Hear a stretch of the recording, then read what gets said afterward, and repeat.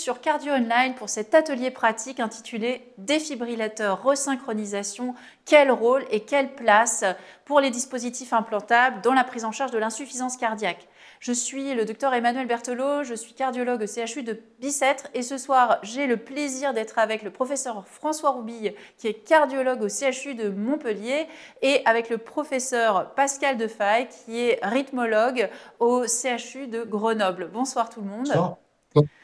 Sur cette diapositive, vous allez pouvoir regarder nos liens d'intérêt. Durant les 45 minutes que nous allons passer ensemble dans cet atelier, nous allons rappeler le risque de mort subite associé à l'insuffisance cardiaque et l'importance d'identifier les patients à qui on peut proposer la pose d'un défibrillateur implantable. On va discuter des bénéfices et des indications de la resynchronisation cardiaque et de la stimulation biventriculaire et on va échanger sur les modalités pratiques d'évaluation et de suivi des patients chez qui la pose d'un dispositif implantable est indiquée. Avant de commencer cet atelier pratique, c'est l'occasion de rappeler les derniers chiffres sur l'insuffisance cardiaque. Donc l'insuffisance cardiaque, c'est une prévalence de plus d'un million de patients en France. C'est presque 200 000 patients hospitalisés de façon annuelle et 25 000 décès. C'est plus mortel que certains cancers. La moyenne d'âge des patients est assez âgée, en particulier chez les femmes, un peu moins chez les hommes. Et donc les patients sont très souvent hospitalisés et sont hospitalisés longtemps. Il y a souvent une prise en charge qui est un peu tardive, dans le sens où parfois ils vont être déjà compliqués quand ils viennent être hospitalisés et la prise en charge reste à optimiser à la fois sur le plan du traitement médicamenteux, puisque vous voyez à 1 an encore des efforts à faire sur les traitements des inhibiteurs du système rénine-angiotensin-aldostérone et des bêta-bloquants, une réhospitalisation qui est très importante et un risque de décès ou réhospitalisation à 1 an. On l'a revu en fait, donc le décès c'est 34%, réhospitalisation, décès quand on a déjà été hospitalisé c'est encore 50%, donc c'est une maladie très mortelle et comorbide.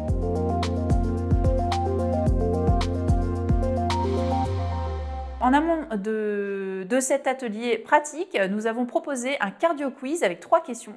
Et la première vous demandait quel était, à votre avis, en 2025, le risque de mort subite d'un patient insuffisant cardiaque. J'ai le plaisir de vous partager les résultats ce soir, donc à cette question qu'on vous a posée. Alors pour le première réponse, c'était moins de 1% par an, entre 1 et 3%, environ 3% par an, entre 3 et 5% par an, et vous avez été les plus nombreux à répondre à cette question par cette réponse, plus de 5% par an. Est-ce que vous avez des commentaires, François et Pascal, sur ce sondage? Oui, je trouve que les réponses sont très cohérentes. Les collègues répondent plusieurs pourcents de risque de mortalité par an, ce qui est très cohérent. Entre 3 et 5, c'est la majorité. La majorité, je pense, a raison. En sachant que, bien sûr, la question est très vague parce qu'il faudrait caractériser le patient et on va en reparler, mais le risque de mort subite n'est pas le même selon le type de cardiopathie, ischémique, non ischémique, selon les comorbidités, selon évidemment l'âge du patient, selon les traitements. Et donc, c'est difficile de répondre avec un chiffre à une telle question. Mais effectivement, plusieurs pourcents de mortalité par an, c'est très cohérent. Et je rappellerai quand même sur la mortalité liée à l'insuffisance cardiaque que contrairement à ce qu'on pourrait croire, c'est tout de même la moitié de la mortalité qui est liée à des problèmes rythmiques.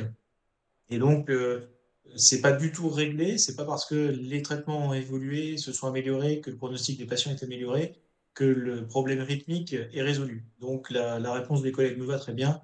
Et retenons quand même qu'à peu près la moitié de la mortalité reste proche des problèmes rythmiques, avec une mort subite qui reste fréquente. Justement, François, tu nous indiquais que le risque de mort subite n'est pas le même en fonction des typologies de patients. Est-ce qu'il y a une différence entre, par exemple, le fait d'avoir une cardiopathie ischémique ou non ischémique? Oui, bien sûr, pour faire schématique, la cardiopathie ischémique est associée à un surrisque plus important que comparé à des patients avec une cardiopathie non ischémique. Vous avez tous entendu parler de l'étude d'Anich qui avait un peu jeté le pavé dans la mare en montrant justement qu'il y avait un risque qui était moins important que ce qu'on pensait, enfin, en tout cas que ce qui était attendu, et un bénéfice donc des devices moins important chez les patients avec une cardiopathie non ischémique, avec une réserve concernant l'âge. Là, je vais peut-être laisser la parole au rythmologue qui est mieux placé que moi.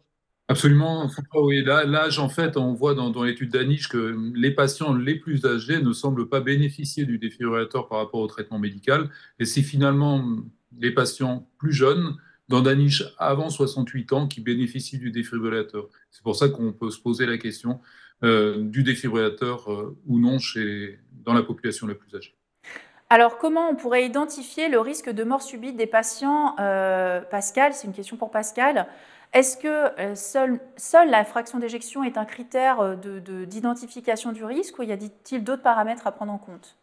Alors, c'est une question qui est pas si simple et il est clair que pour l'instant, dans vos recommandations, le cut-off reste la fraction d'éjection, notamment dans la cardiopathie ischémique. Et là, vous le voyez en classe 1, dans le défibrillateur en prévention primaire.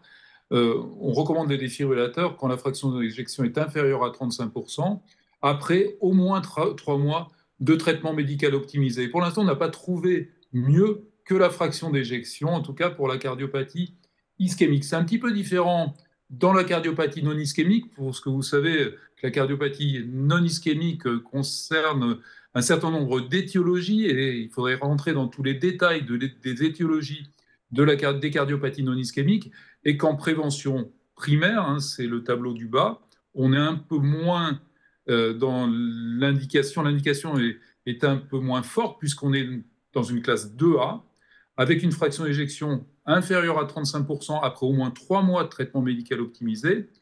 Et on est en classe 2A également pour certaines cardiopathies avec des fractions d'éjection moins sévères, mais quand il y a des facteurs de risque, des facteurs de haut risque de mort subite, et là on va rentrer dans beaucoup plus de détails, dans la génétique notamment, et puis dans l'imagerie avec la fibrose et l'étendue de la fibrose en IRM.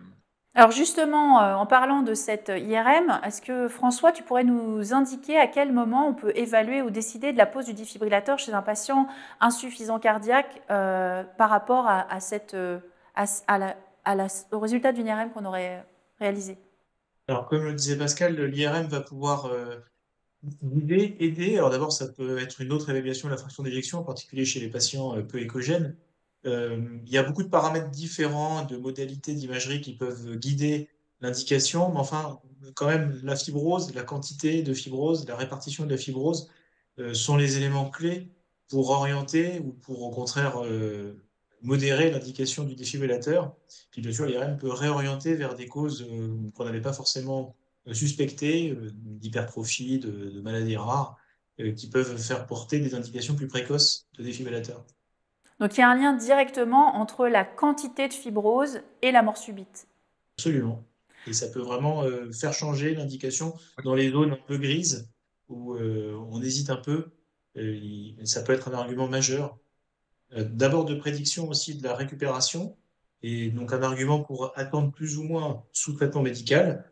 On va vous donner tout à l'heure des temps de traitement à respecter, mais bien sûr, il faudra les pondérer en fonction d'un certain nombre de paramètres, et l'IRM en est un. Est-ce que j'ai une question du chat qui est un peu à propos?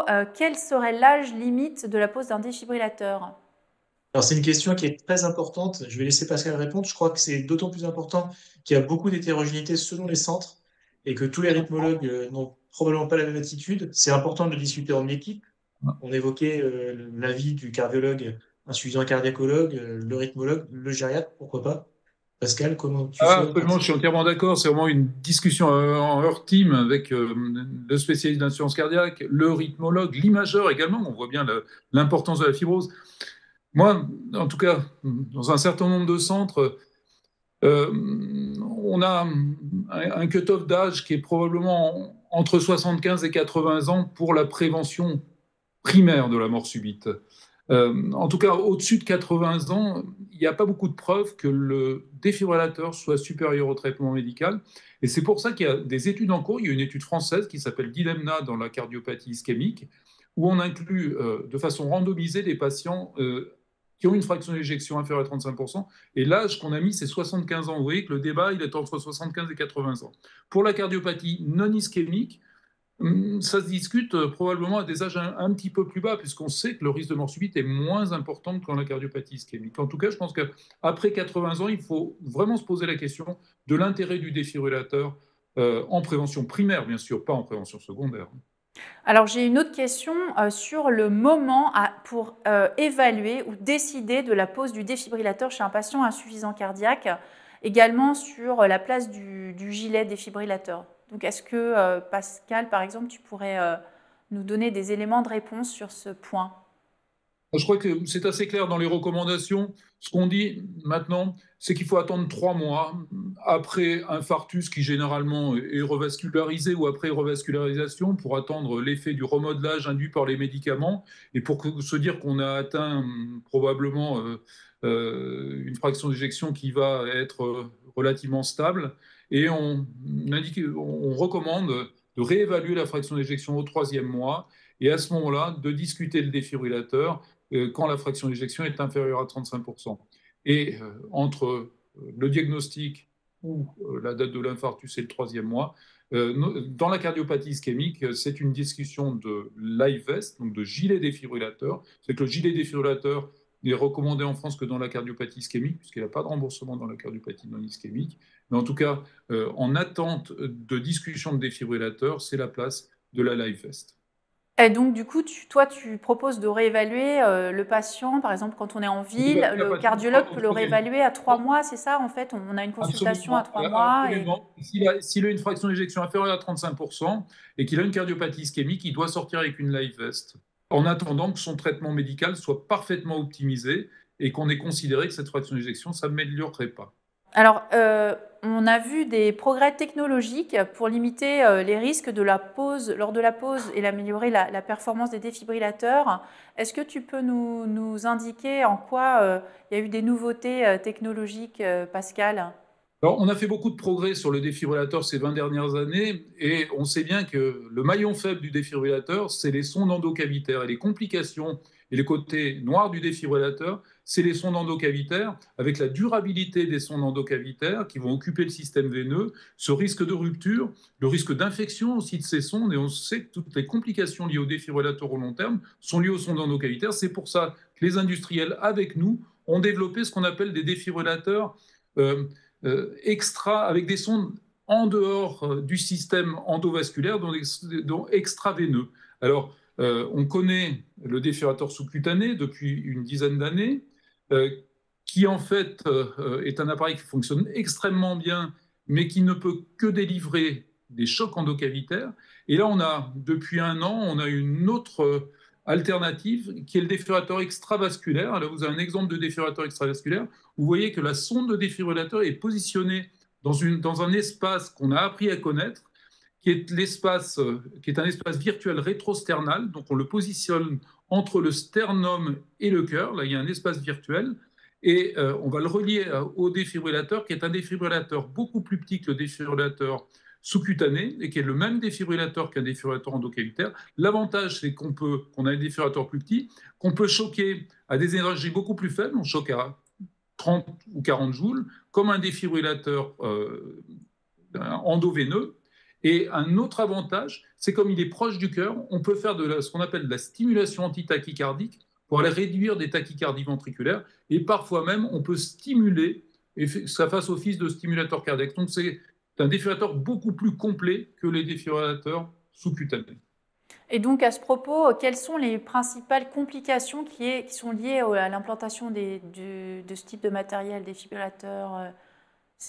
Alors, le défibrillateur sous-cutané a très peu de complications, en fait. Ces appareils qui sont très simples à implanter dans des équipes entraînées. Et ce défibrillateur extravasculaire, on en implante de plus en plus. Et finalement, il y a très peu de risques parce que cet espace, la seule contre-indication, et on le comprend bien, c'est les patients qui ont une sternotomie. Parce que quand on a une sternotomie, on a des symphyses péricardiques, il y a des symphyses entre le péricarde et le sternum. Il ne faut surtout pas aller tenter d'aller introduire une sonde entre le cœur et le sternum après une chirurgie cardiaque. Mais en dehors de ça, il y a extrêmement peu de complications. Et je rebondis sur une autre avancée qui va arriver, et c'est également l'association de ce défibrillateur sous-cutané avec un pacemaker sans sonde endocavitaire qui va converser avec le défibrillateur par une télémétrie qu'on appelle conductive, et qui va permettre là de pallier un peu aux limites du défibrillateur sous-cutané, c'est-à-dire de délivrer des impulsions pour réduire une tachycardie de façon indolore par stimulation antitachycardique ou faire office de stimulateur cardiaque. Donc on est en train de vivre un petit peu une révolution sur le défibrillateur,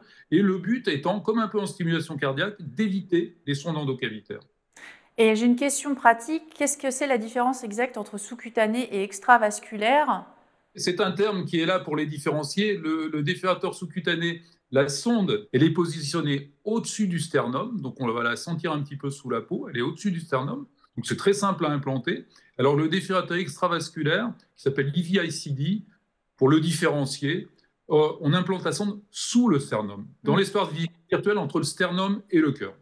L'entraînement, ça ne pose pas de problème particulier. Là, j'ai une autre question sur DAI, simple chambre ou double chambre. Est-ce qu'il y a des indications particulières pour quel patient?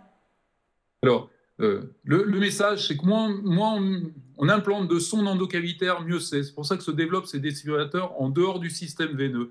Et finalement, actuellement, les indications de défibrillateur double chambre, c'est vraiment quand il y a une indication en même temps de stimulation cardiaque.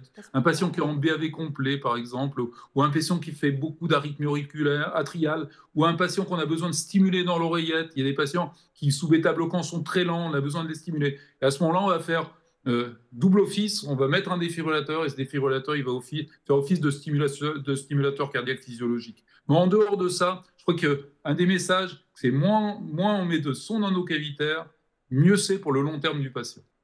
Est-ce qu'on a aussi une idée, j'ai une autre question sur la fréquence des chocs inappropriés chez les patients implantés. Est-ce que tu connais la prévalence? Oui, les chocs inappropriés, c'est à peu près 8 à 10% à 3 ans. Ça a beaucoup diminué parce que en fait, on programme beaucoup mieux ces appareils, on programme des zones de traitement beaucoup plus hautes pour éviter que ça interfère avec le rythme du patient.